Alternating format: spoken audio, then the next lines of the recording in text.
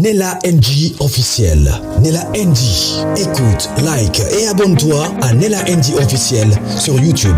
Nella NG officiel. Pour l'actualité musicale congolaise, art et divertissement, écoute la voix d'or. Nella NG te dit toute la vérité.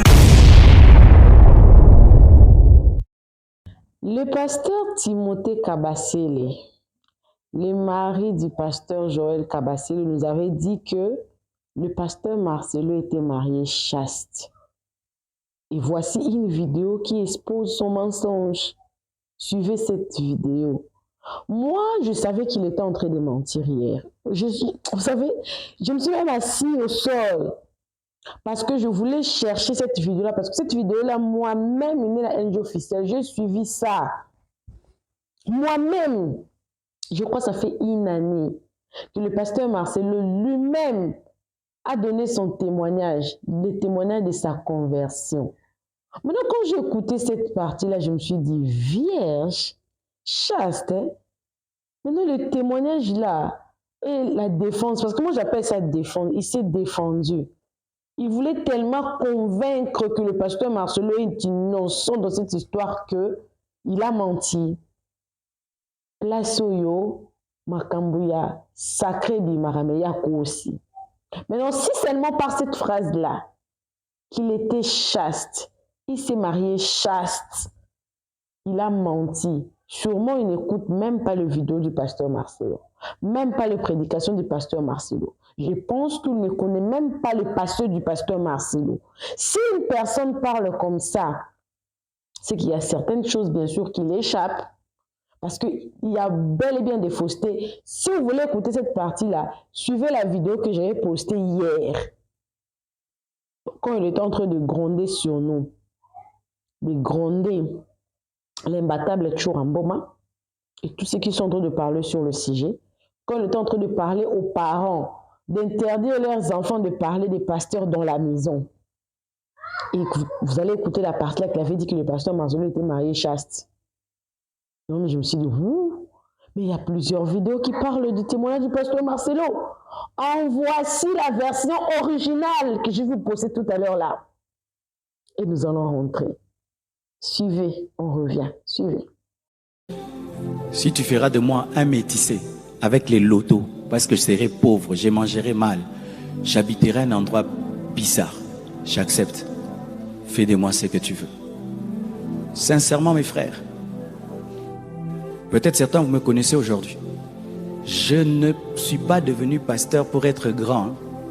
La grandeur est tombée sur moi. Je ne suis pas devenu pasteur pour avoir une Range Rover. Je ne suis pas devenu pasteur pour avoir des villas. Tout ça, c'est Dieu qui m'a récompensé. Mais si Dieu ne m'avait pas donné les voitures et les maisons, m'avait donné qu'un peuple sanctifié pur, je serais déjà riche. Ma richesse, c'est convertir les gens, transformer les gens et les préparer au ciel, parce que c'est ça la vraie récompense. Frères et sœurs, aujourd'hui j'aimerais te parler un peu de mon témoignage, comme on a parlé de Paul. J'ai donné ma vie à Jésus-Christ à l'âge de 15 ans. Aujourd'hui j'ai 49 ans. J'aurai 49 ans le 27 janvier. Ça fait 34 ans que je suis chrétien. Mais j'ai vécu des choses avec l'esprit et la puissance de Dieu. Lorsque je rentre en arrière et je regarde ma vie de 0 à 15 ans, j'aurais cru que j'avais 30 ans. Parce que le niveau du mal qu'il y avait dans ma vie, c'est comme si j'avais 30 ans. Une précocité dans le péché comme pas possible. Tout a commencé par une personne qui habitait chez nous. J'avais 7 ans. Elle venait la nuit dans notre chambre. Elle couchait avec nous. Elle était plus grande. Elle nous a introduit comme ça à la sexualité. Et quand elle nous a introduit comme ça à la sexualité, elle pouvait organiser des orgies. Les petits enfants. Elle se plaisait à voir des petits enfants s'accoupler. Et ça a ouvert la porte à des démons dans ma vie. Après, il y avait une personne adulte qui avait une collection de plus de 70 livres pornographiques. Des livres sans photo que j'ai lus entièrement. 77 livres, retenus tout ce qui était écrit dedans. Au point où j'étais devenu le conseiller des jeunes et des grands en matière de sexualité. Quand ils avaient des problèmes avec leurs copines, c'est moi qui venais voir. Et d'autres, je ne peux pas dire, car j'ai honte de certaines choses. Mes frères, à l'âge de 10 ans, des sorciers sont venus me manger.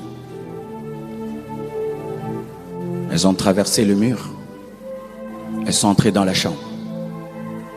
Quand elles sont entrées dans la chambre, elles chantaient mon nom en swahili, avec un tam-tam et une casserole bouillonnée dans l'espace.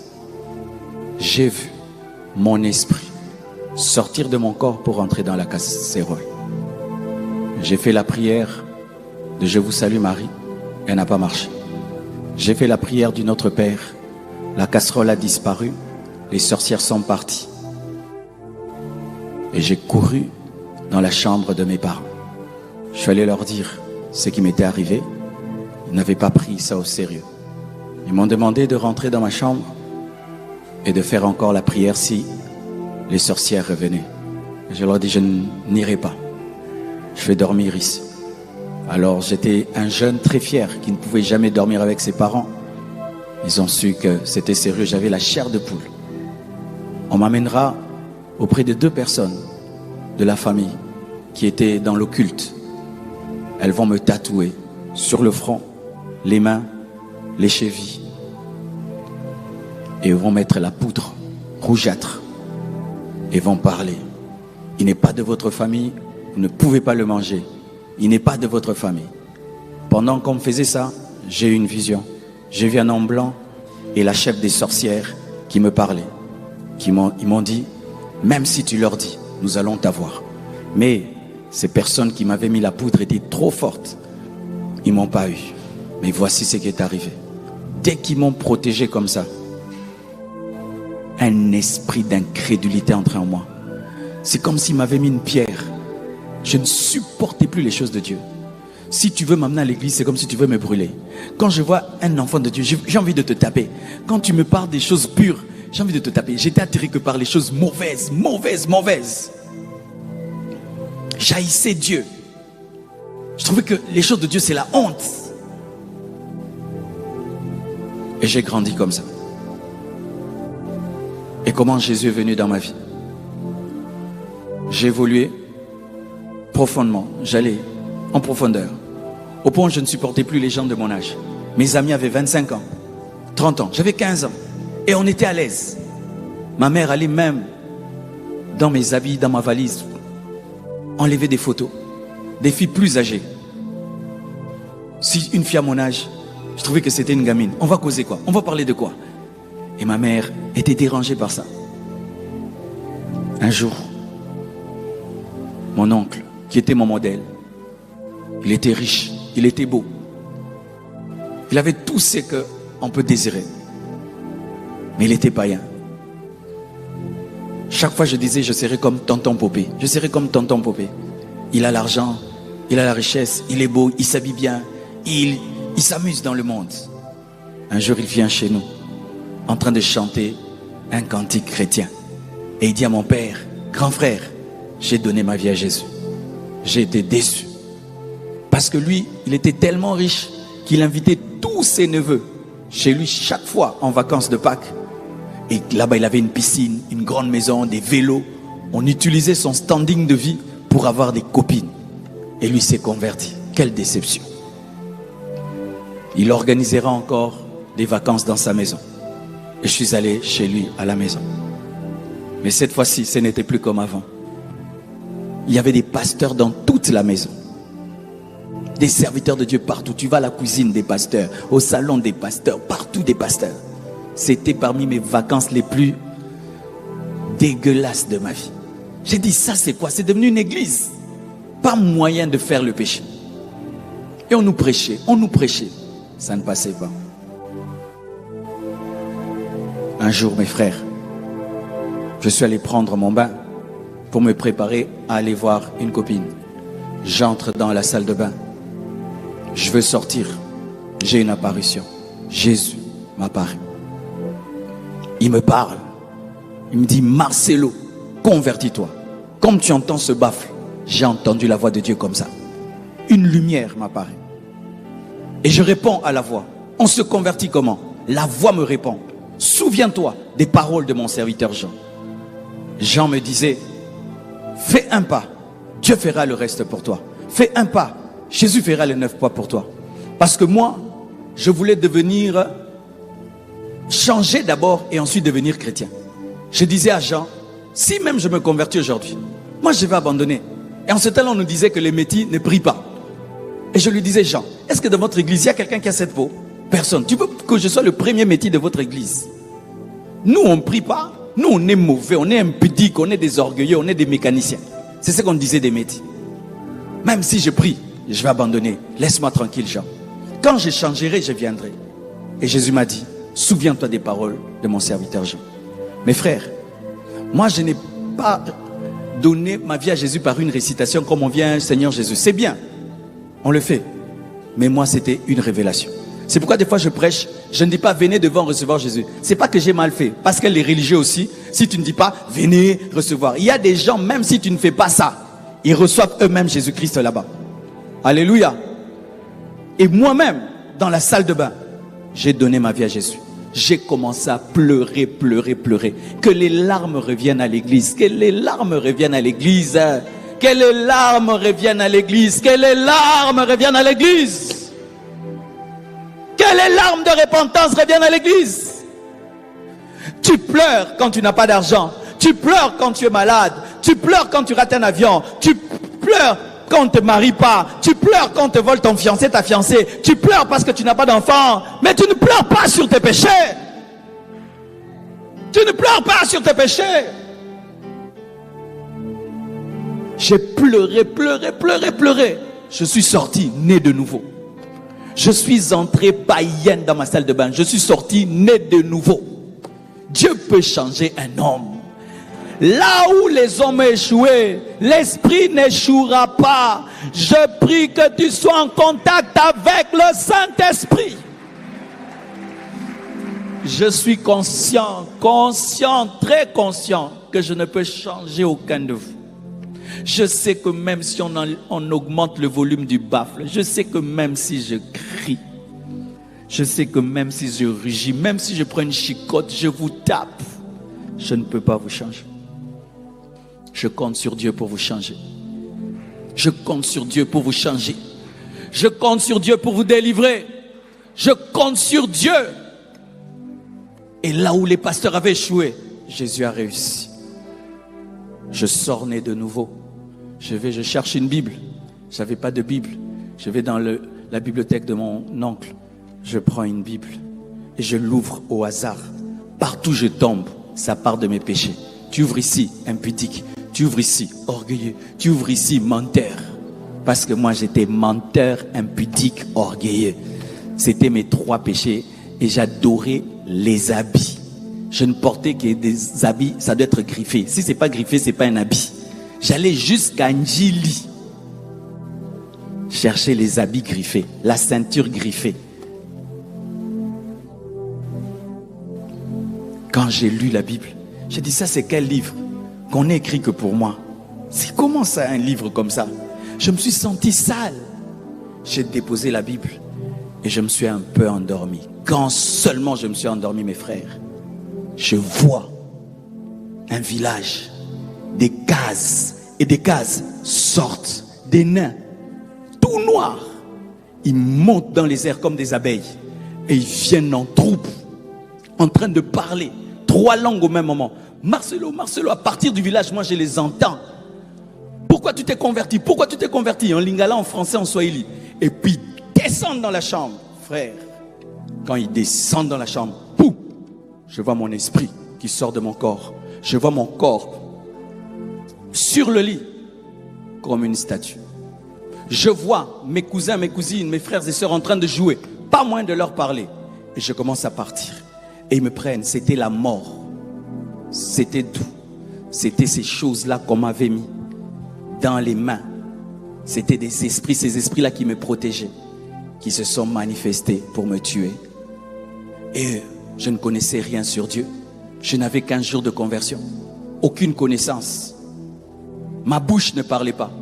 Mais dans mon esprit, je me suis souvenu d'une histoire. On m'avait dit que quand les démons t'attaquent, dis Jésus. J'ai dit Jésus dans mon esprit. Pas 2 fois, 1 fois seulement. Jésus. Quand j'ai dit Jésus, tous ces esprits m'ont lâché et je suis tombé dans mon corps. Quand je suis tombé dans mon corps, mes frères, j'ai crié, les démons m'ont attaqué, tout le monde a fui. Et là, une histoire a commencé, mes frères.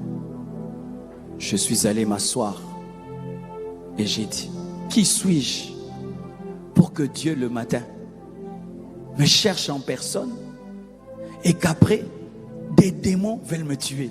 Je suis qui? Moi, je savais seulement que j'étais un jeune qui aimait la musique, qui aimait les habits. Mais c'est quoi là? Satan et Dieu se battent pour m'avoir. Je suis qui? Frère, chaque nuit, les esprits venaient m'attaquer. La journée, j'étais dans la joie. La nuit, tellement qu'ils venaient chaque nuit, que je pouvais savoir en avance qu'ils viendraient. Je savais même reconnaître le son de leurs attaques. Je pouvais reconnaître. Et là, j'ai commencé à lire. C'est là que je suis devenu un lecteur. J'ai commencé à lire la Bible. Lire la Bible. Lire des livres. Lire des livres. J'ai lu les livres de Rebecca Brown. J'ai lu. Et j'ai commencé à comprendre.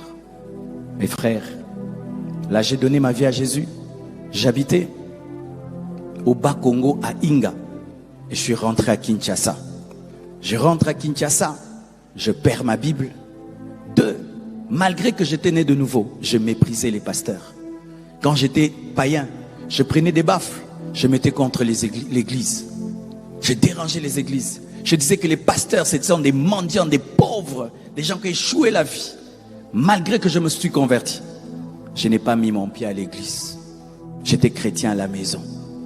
Et c'est là que j'ai expérimenté qu'un chrétien sans église, sans pasteur, sans communion fraternelle, tu es faible.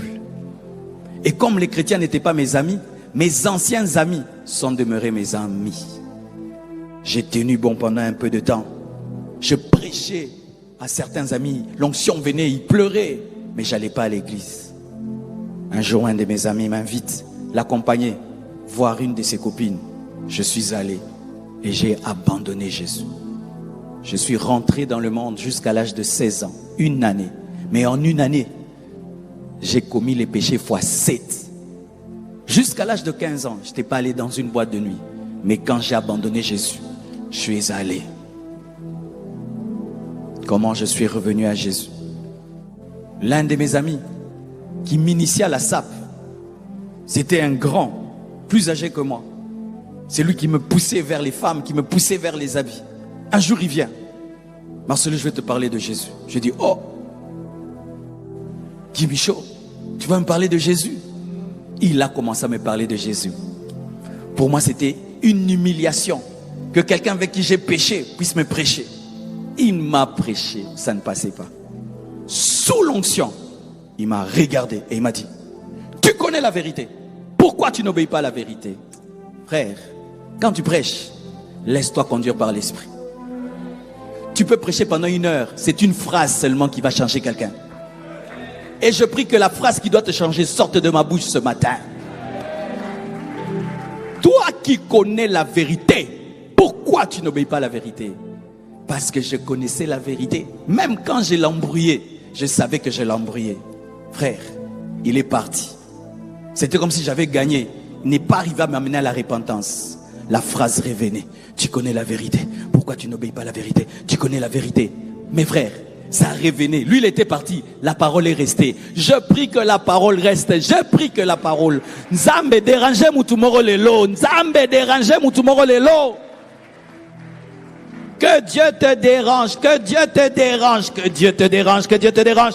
Que Dieu te dérange. Que Dieu te dérange. Il part. Moi, je reste avec la parole.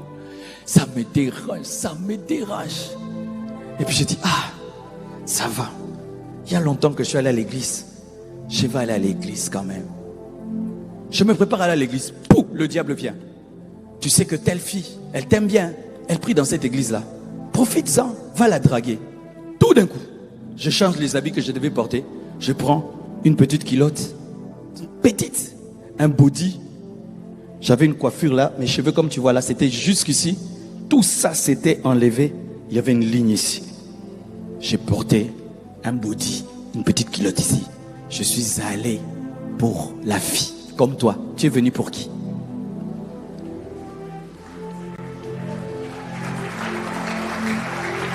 Tu es venu pour qui? Reblochaya. Honte à toi. Toi qui pries dans cette église parce qu'il y a des gens fashion. Honte à toi. Toi qui pries à l'église ici parce qu'il y a des belles filles. Honte à toi.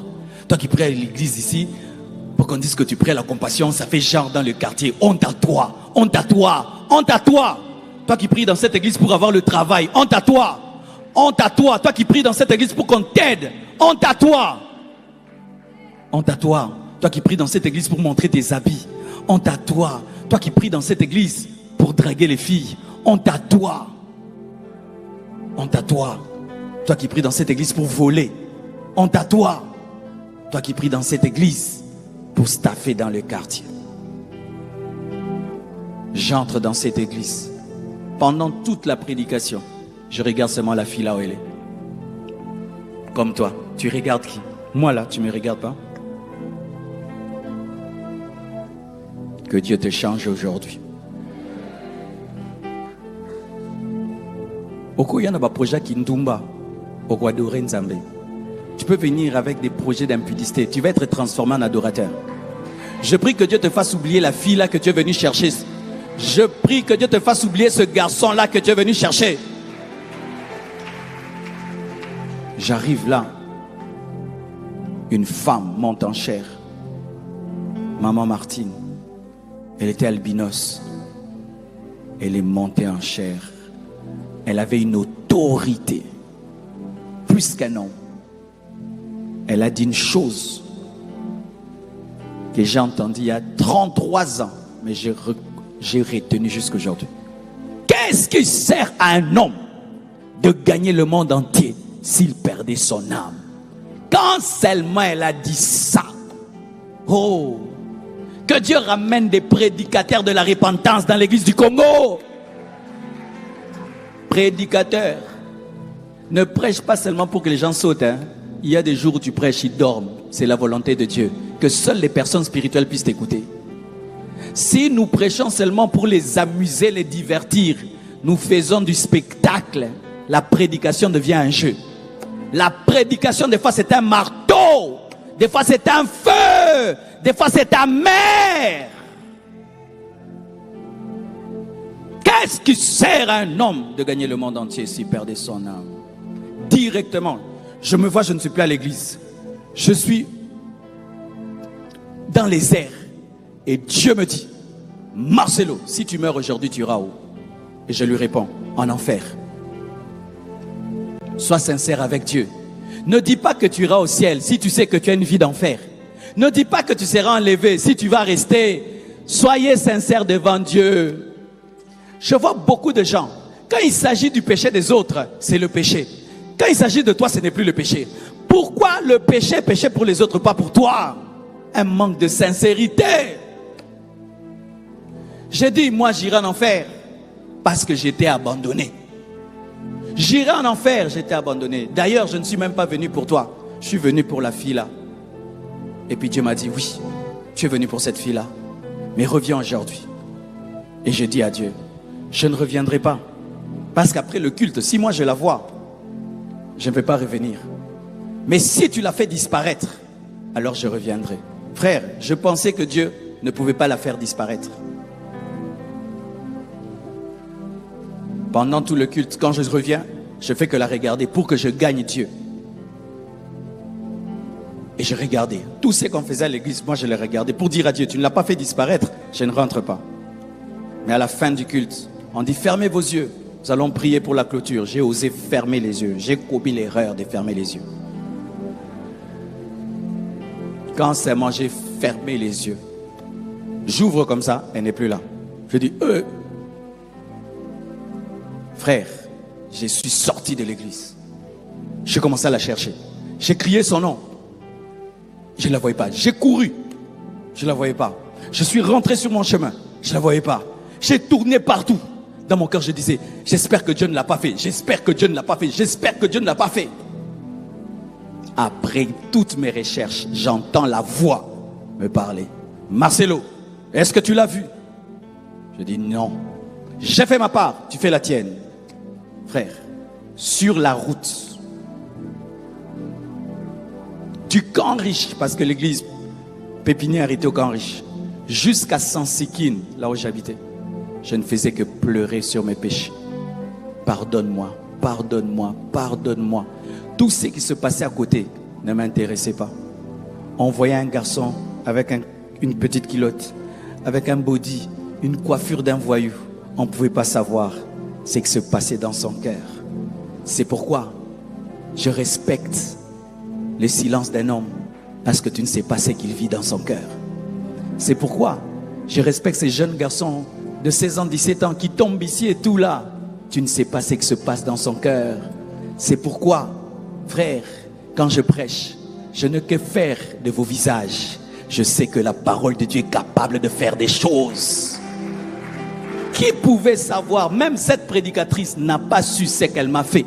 C'est après des années que je lui ai dit que moi je suis revenu à Dieu au travers de toi. Je prie que Dieu te fasse vivre des choses profondes. Je prie que Dieu te fasse vivre des choses profondes. Des choses que tu vas mener dans la maison, que tu vas ramener chez toi. Pas des choses qui restent à l'église. Elle, je crois, elle a cru qu'elle avait échoué. Mais quand je suis rentré, la parole m'a converti. J'arrive dans le quartier en train de pleurer. Mes amis me disent, Marcelo, pourquoi tu pleures? J'ai dit, je suis revenu à Dieu. Et ils disent, toi, tu joues avec Dieu. Tu te convertis, tu abandonnes. Tu te convertis, tu abandonnes. Viens, on va prendre du thé. J'ai dit, non, cette fois-ci, c'est sérieux. Ils m'ont dit, nous te donnons 1 mois. Tu vas rentrer dans le monde. Je rentre dans ma chambre et j'ai dit à Dieu, tu as entendu ce que mes amis ont dit? Ils m'ont donné 1 mois et ils ont raison. Je vais t'abandonner.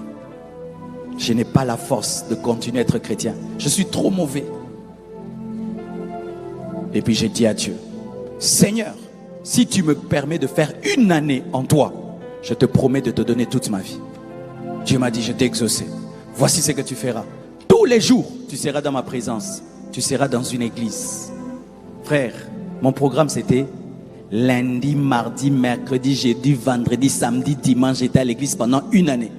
Quand notre église n'avait pas de programme, j'allais dans d'autres églises, veiller, retraite. Je devais être dans la présence de Dieu pendant 1 année. J'ai lu mon Nouveau Testament en 1 mois. Je l'avais tout le temps en poche. C'était le petit Gédéon. Que ce soit dans un bus, je lis. Partout, récréation, je lis. De Matthieu à Apocalypse, le Nouveau Testament en 1 mois. Frère, après 1 année, Dieu m'a dit, j'ai accompli. Donne-moi ta vie. Et j'ai donné ma vie à Jésus. De 16 ans à 21 ans, le Seigneur a commencé à me préparer au ministère. Mais je ne savais pas que c'était au ministère. J'ai jamais imaginé que je serais un pasteur. Qu'est-ce qui est arrivé? À 21 ans, le Saint-Esprit me dit, abandonne tout et sers-moi. Je dis non, moi je ne peux pas être pasteur. Dans ma famille, il n'y a pas de pasteur. Et si je suis pasteur, moi je suis l'aîné de la famille. Si j'arrête mes études, mais mes frères, quel modèle je donne? Mon père ne peut même pas accepter ça. Arrête tout, sers-moi. Arrête tout, sers-moi. Non, je ne veux pas. Arrête tout, sers-moi. Arrête tout, sers-moi. Arrête tout. Ça commence à s'amplifier. Ça commence à s'amplifier. Une fois.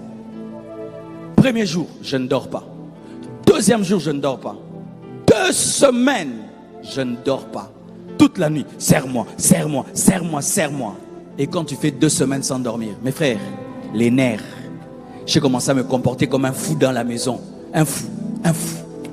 On m'amène au CNPP. Le médecin me regarde 2 fois. Il dit, il n'a rien. Il doit dormir. On me met sous diazépam pendant 2 semaines. Et là, Dieu commence à me parler. Je prenais un cahier comme ça. Je prends mon bic. Je commence à écrire des prophéties. J'écris. Je finis le cahier. Donne-moi encore. Donne-moi encore. Des cahiers et des cahiers. Des cahiers et des cahiers. Mais malgré ça, je refuse de servir Dieu. Un jour, je vais à l'université. Pendant que je suis en train de suivre le cours, je vois mes notes devenir comme du pain. Une voix me dit, mange tes notes. Mange, mange-les. Dieu me disait, choisis entre un fou ou un serviteur de Dieu. Qui tu vas devenir? J'ai dit à Dieu, ne permets pas que je sois humilié dans cette école. Permets-moi de quitter avec honneur cette école. Parce que j'allais manger mes cahiers. Je me suis levé. Je prends mes notes. Je les mets sous mes aisselles. Je me lève. C'est comme ça que j'ai arrêté l'université. Jusqu'aujourd'hui. Je ne suis jamais plus revenu, même pas pour récupérer un document. Mais je ne te dis pas d'arrêter les études. Hein? Amen. Après, j'ai continué mes études. J'ai eu ma licence. Mais Dieu voulait que je le serve. Et moi, j'ai refusé. Frères, sœurs, lorsque j'arrête de servir, d'aller à l'école, j'ai commencé à vivre des manifestations de la présence de Dieu. Dans ma chambre, j'ai commencé à vivre la manifestation de la puissance de Dieu. Je suis allé dire à ma mère, j'ai tout arrêté pour servir Dieu. Ne paye plus mes études.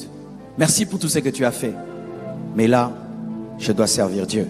Si tu me donnes l'argent, je vais acheter des bancs. Mais ne paye plus mes études. Merci maman. Un jour, un ange apparaît à ma mère et lui dit, laisse ton fils obéir à la vision. Elle vient dans ma chambre. Elle me dit, j'ai vu un ange qui m'a dit de te laisser obéir à la vision.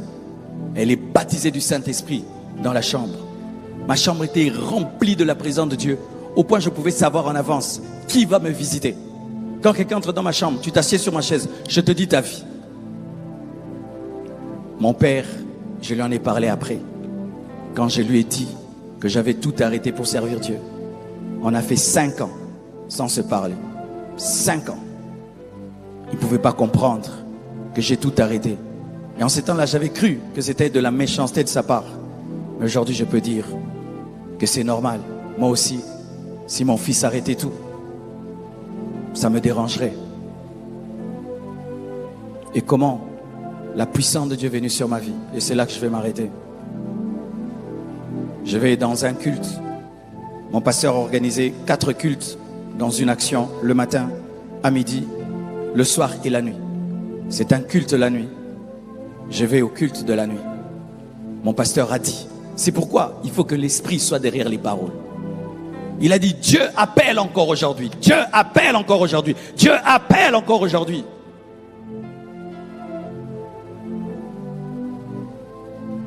Dieu a dit à Moïse, j'ai entendu le bruit, le cri de mon peuple et je t'envoie. Dieu appelle encore aujourd'hui. Quand il a dit ça, je commence à entendre dans les oreilles des millions de personnes qui sont en train de dire, Marcelo, viens nous prêcher l'évangile. Viens nous prêcher l'évangile. Des millions de personnes. Tout d'un coup, je suis projeté par terre. Je reste là comme si on me colle. Je ne sais même pas bouger. Le culte continue. Je suis par terre. Je ne sais même pas bouger. Et Dieu me dit, qu'est-ce que tu veux que je te fasse pour que tu répondes à mon appel? Je suis collé. Et puis, quand le culte prend fin, tout le monde part. Moi, je reste. Quand je me lève, je commence à courir, rentrer à la maison. Je sens Dieu qui me poursuit. J'entre dans la chambre. Je ferme. Je trouve il est déjà là. Il sature la chambre. Je ne sais pas respirer. Je suis là. Je commence à vivre des moments comme ça avec la présence de Dieu. Frères, sœurs, c'est là-bas que j'ai appris à entendre la voix de Dieu. C'est là-bas que j'ai appris qu'il fallait commencer une église qui s'appelle Compassion. C'est là-bas que j'ai appris qu'il fallait d'abord commencer à Lemba. Après, il fallait quitter Lemba, venir à Limete. Et aujourd'hui, nous sommes une communauté de 50 extensions. Et nous sommes en pleine croissance. Ce n'est pas la magie, ce n'est pas l'occultisme, c'est le Saint-Esprit.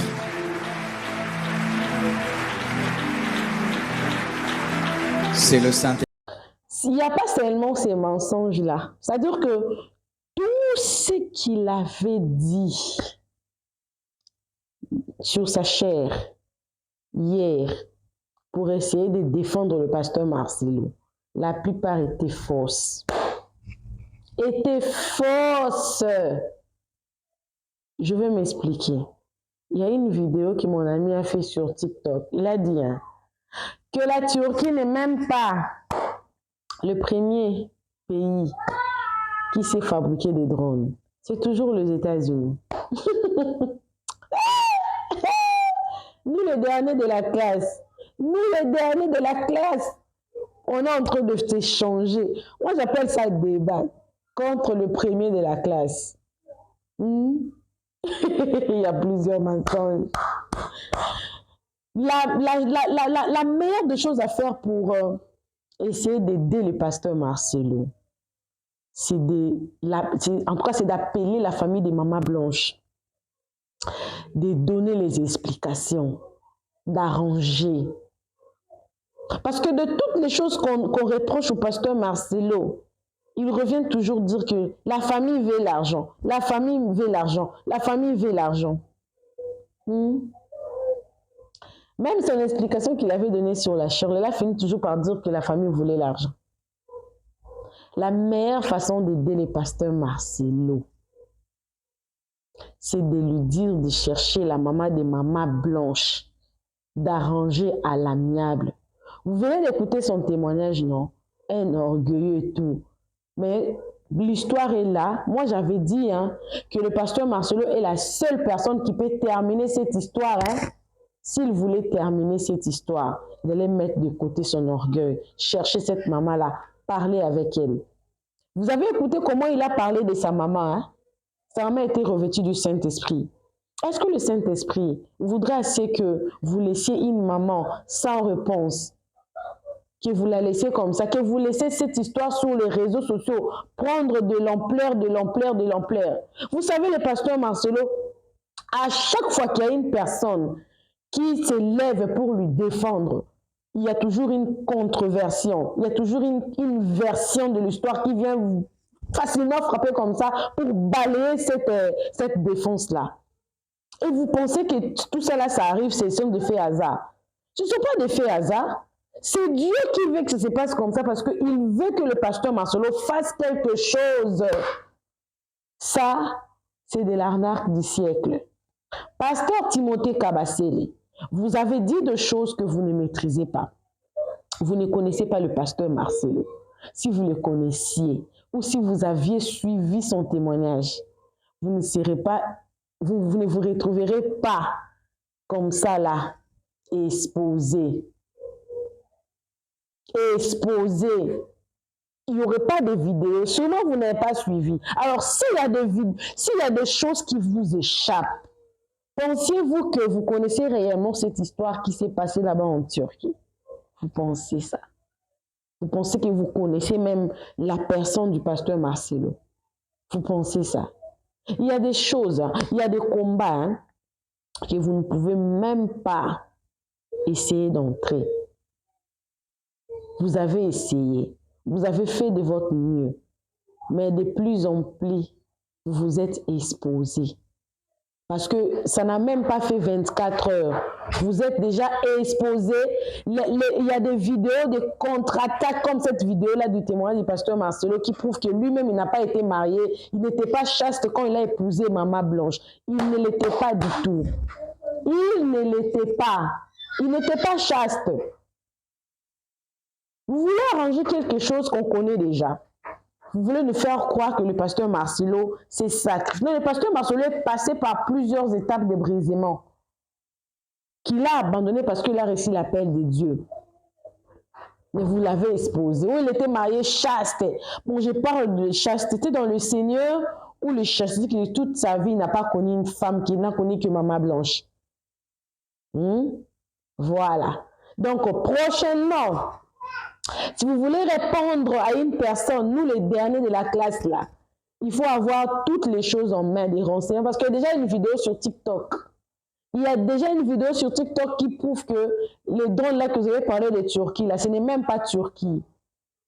Et puis la personne est partie tout le temps disant que mensonge. Attends, je vais chercher la vidéo là. Je pense que je vais mettre la vidéo à la fin de ma vidéo. Elle dit mensonge. Tu ne mentiras point. Les 10 commandements. La personne a commencé que par ça. Moi, je suis venue renchérir pour dire que le témoignage que je vais donner du pasteur Marcelo, le pasteur Marcelo n'était pas chaste. Il a connu des femmes. Il a connu même bien avant. Il était VIOL quand il était encore enfant. On a bisé de lui. Et il n'avait pas honte de dire ces choses-là. Il y a même certaines choses qu'il n'a pas dit parce qu'il voulait, parce que ça lui fait honte, même en tant que chrétien, même en tant que pasteur. Il voulait ramener le jeune à comprendre que quand vous recevez l'appel de Dieu, vous devez tout abandonner. Le pasteur Marcelo n'était pas un saint. Il a vécu sa vie. Il s'est marié, il a connu d'autres femmes. Il a payé les prix parce que Dieu l'a appelé. Mais il ne faut pas lui donner des statuts qu'il n'a pas. Vous l'avez exposé. Si aujourd'hui cette vidéo est revenue sur les réseaux sociaux, c'est parce que vous, pasteur Timothée, vous l'avez exposé. La prochaine fois, renseignez-vous bien avant de venir défendre quelqu'un. Vous êtes entré dans un terrain là où vous pensez bien faire. Mais vous avez encore exposé le pasteur Marcelo. Vous êtes exposé vous-même, nous les derniers de la classe. Suivez la vidéo là que je vais vous poster tout à l'heure là. On lui a seulement présenté les 10 commandements, tu ne mentiras point. Seulement dans sa première attaque, vous connaissez la Turquie et le premier pays producteur de drones, fabrication de drones. Je ne sais même pas quelle phrase il avait dit. On a dit que c'est faux. Oui. Suivez cette vidéo, moi également je suis avec vous. Abonnez-vous sur la NG officielle, cliquez la cloche de notification, aimez la vidéo, commentez, partagez. Je n'ai pas supporté ça. Voilà pourquoi je me suis mise à terre pour parler. Parce que je n'ai pas supporté ça. Je suis restée toute la journée. Je cherchais cette vidéo parce que moi-même, j'aimais beaucoup le pasteur Marcel. Même aujourd'hui, je l'aime. Mais on veut connaître seulement. On veut avoir de réponses. On veut que cette histoire finisse. On veut que le pasteur Marcelo réponde à la maman de Maman Blanche. C'est ce qu'on veut. Que Dieu vous bénisse. Suivez la vidéo, moi je vous laisse. Suivez. Tu connais la Turquie? Yo, yebi Turquie. Turquie, Turquie. La Turquie, là, toi, tu vas seulement pour acheter des vêtements. Les meilleurs drones au monde sont fabriqués en Turquie. Bah, drone, l'équipe, bah, drone, non, les Turcs fabriquent des drones plus que des Chinois, plus que des Américains, plus que des Français, plus que des Allemands. Iraniens, qu'on les cabalements, qu'on les cabatoniens, tu joues avec la Turquie? Yozo Salama, c'est qui si qu'on a Turquie? On t'a confié dans Ndako. Donc vous pensez que on prend les corps, on va à l'aéroport, on sort avec. Et il y a qui s'asaka boué. De la classe aussi. Je connais pas. Mais pasteur, il faut prêcher la parole. Déjà, la Turquie n'est pas le meilleur pays au monde avec la fabrication des drones. C'est faux déjà. C'est la Chine, les États-Unis. La Turquie fait partie des pays comme l'Égypte, tout ça. Eux tous sont là. Mais la Chine et les États-Unis sont toujours en première position. Déjà, là, c'est un mensonge. Les 10 commandements sont là. Tu ne mentiras point. Pasteur, on a Okosi Bisso. Okosi Bisso. C'est simple. Même si vous venez dans les commentaires, mon frère, l'homme de Dieu, non, les 10 commandements sont là. Tu ne mentiras point. Il a dit que c'est la Turquie, c'est faux déjà. Pasteur, avec tous les respects, Théa, il faut prêcher la parole. La chair là, vous commencez à rendre de compte. Moi, nous on parle, vous venez vous parler. Nous on parle, vous venez vous parler. Les gens ont le droit de demander. Parce que Maman Blanche c'était une personnalité publique aussi. Une personnalité publique appartient à tout le monde.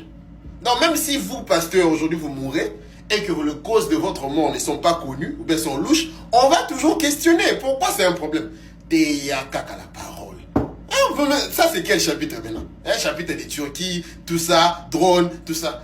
Vous êtes les maris, la dame là, pasteur c'est Kabassé je crois. Est-ce que vous allez être contre les pasteurs Marcelo? Jamais. Donc TAKK c'est bon.